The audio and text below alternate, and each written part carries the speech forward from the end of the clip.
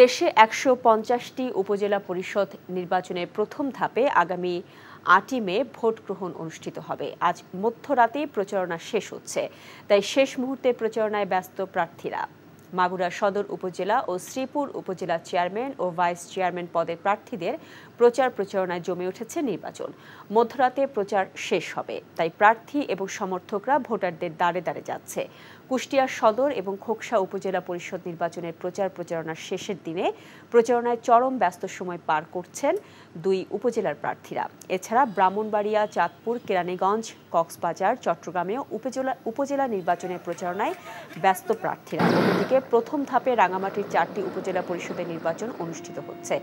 দুর্গমতা বিবেচনায় জুরাছড়ি এবং বরকল উপজেলার 9টি কেন্দ্রে নির্বাচনী কর্মকর্তা এবং সরঞ্জাম আজ সকালে হেলিকপ্টারের মাধ্যমে পাঠানো হয়েছে। বিকাশে কম খরচে ক্যাশ আউটের লিমিট বেড়ে 50,000, প্রিয় এজেন্টও 2টা।